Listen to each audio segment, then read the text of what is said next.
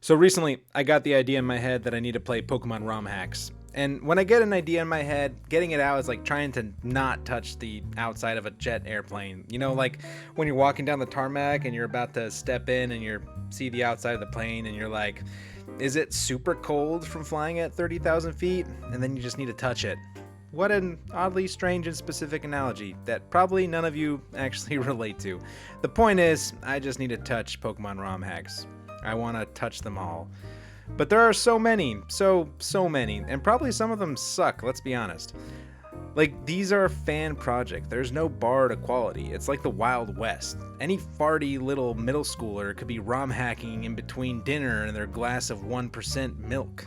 I scoured Reddit looking for suggestions, and let me tell you what, there are a lot of suggestions. I wrote down all the commonly suggested ones on a little notepad, which I seem to have lost soon afterwards, which is kind of annoying because that took me like a solid 42 minutes to write down. What I decided to play was Pokemon Crystal Clear. I love Gen 2. People seem to really like this one, and to me, it's like the perfect amount of fun additions without steering too much from the original game. Plus, it's got this really cool open world concept where you can start at any town you want and fight the gym battles in any order you want. I guess it does kind of steer from the original concept of Pokemon quite a bit, but, whatever. Being a ROM hack and all, you need to play it on an emulator, and I'm playing it on my Anbernic RG28xx. Sure, you're probably wondering, is this really the best handheld to play it on? Wouldn't it look better on a device with a square aspect ratio like the RGB30? And to that question I would say, no, silly viewer, you are incorrect. You're being a square. The RG28xx is the perfect handheld for this game, and I'll explain why a little later on in the video. First, let me tell you a little bit about Pokemon Crystal Clear and what I've learned after 30-ish hours of gameplay. Was it really 30? I mean, my clock says like 36, and I did fast forward quite a bit, so maybe a little less than 30, but around that number. Pokemon Crystal Clear was created by Shockslayer, and in a nutshell, it can be described as an open-world Pokemon Crystal. You can literally choose to start in any town from Kanto or Johto, and you can challenge the gym leaders as well as the Elite Four in any order. And you're not simply limited to playing as one of two boy and girl characters. There's an entire character customization setup. You can also choose between a much larger variety of starter Pokemon. You have all 16 badges to collect, and what's interesting is that the gym leaders and trainers will scale to your badge count, and the scaling works surprisingly well, although some trainers are locked to certain levels, so you can end up in a situation where you get curb stomped by overleveled Pokemon from some, kid. Every gym leader has a full team of Pokemon to challenge, and they have some really unique Pokemon added to their team to give you that extra challenge instead of simply steamrolling an entire team just because you have a type advantage Pokemon. You can challenge some really interesting gym leader teams depending on what order you challenge the gyms in. Some gym leaders at higher badge numbers will even carry legendary Pokemon, such as Blaine, who has a frickin' Moltres. You can also choose to re-challenge any gym by standing next to the front statue. You can select which gym badge number you want to challenge it at, so you can actually experience each gym at the highest level challenge, or whatever challenge you want to experience it at, to see what crazy teams they have. This re-challenge setting also makes grinding for Pokemon experience way easier and more enjoyable. Remember those days of fighting underleveled Pokemon on Victory Road to become a high enough level for the Elite Four? Yeah, that sucked. In Crystal Clear, there is no need to kill a bunch of Gravelers and Golbats to train up. Crystal Clear has lots of quality of life features and general features which make the game more complete. Like, let's start with the run feature. Press B and you guessed it, move faster. That's amazing. No more slowly walking around. There's running. Well, more like speed walking. The animation doesn't really change. Additionally, you can officially capture and evolve for all 251 Pokemon in this generation. 251? Maybe it's 252. No, it's definitely 251, for sure. I googled it. This creator added all kinds of Pokemon to their natural habitats, which makes looking for Pokemon way more fun because there are just more in every single area that you visit.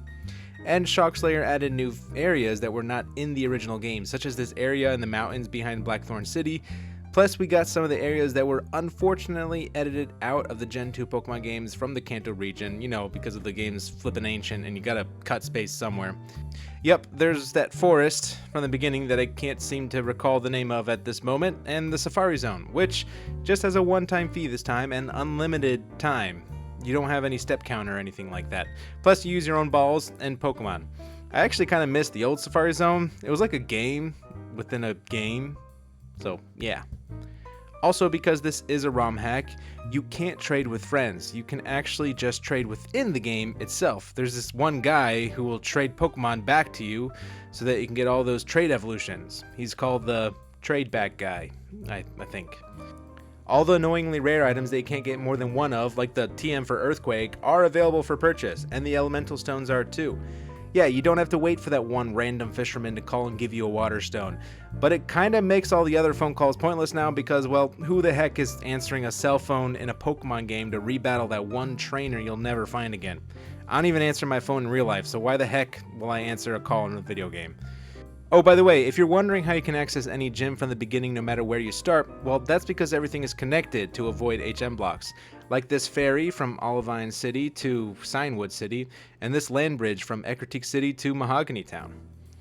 The Pokedex is also ballin' in this game. It shows you way more data and gives you actual details for the location of Pokemon, like what floor it is in a cave, whether it's on land or water, what percentage it appears at, and what time of the day you actually need to catch it. Plus, all kinds of other fun bits of information. There are also many more quality of life features, like being able to see your Pokemon's happiness ratings in the summary.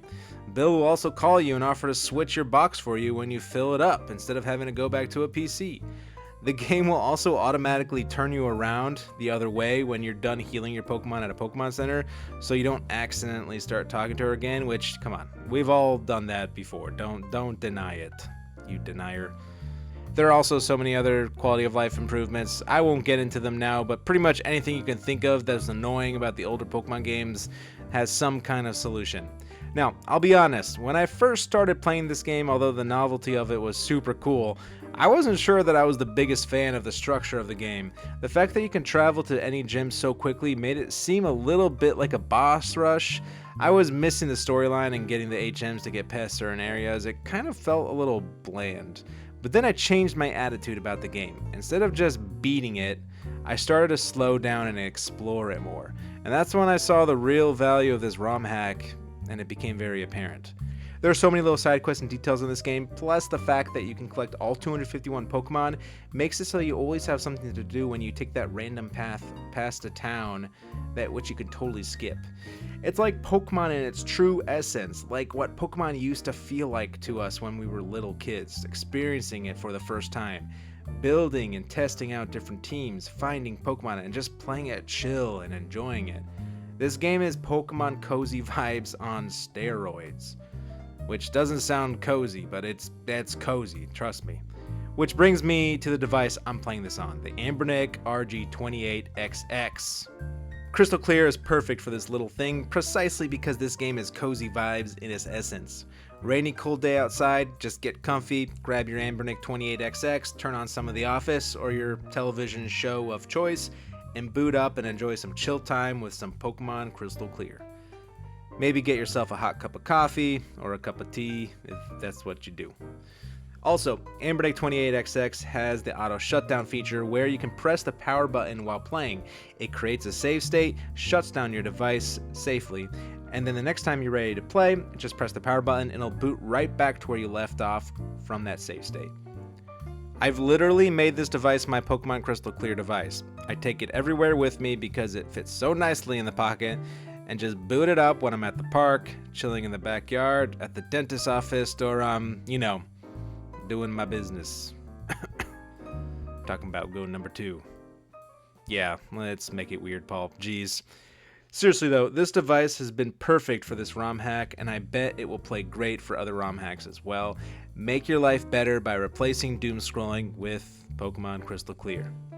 There is also a surprising amount of extra content in this game, like a whole cornucopia, whatever the heck that is.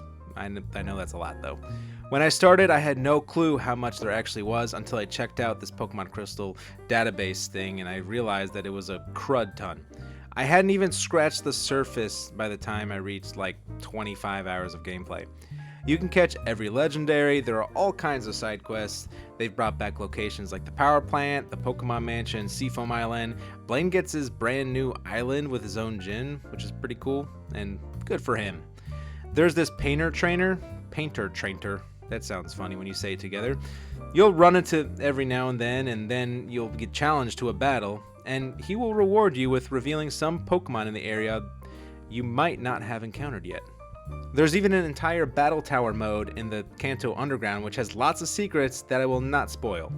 Also, you can buy houses in this game and decorate them with stuff that you get from the bazaar in Mahogany Town. You do start with a house automatically in the town that you start in, but it's fun to see what other houses you can buy. There are some pretty unique options. Feel free to check out this page if you want to learn more. I recommend not revealing the spoilers because it's fun to just experience these things on your own. There is some bizarre stuff, let me tell you what. Oh yeah, and I forgot to mention that Pokemon follow you around, which you obviously already know because you've seen me do a bunch of gameplay footage. Also, I want to talk about the difficulty a bit. Pokemon games are not difficult games for the most part, unless you really don't know what you're doing. But if you're looking at a Pokemon ROM hack, you probably know a thing or two about how to play these games.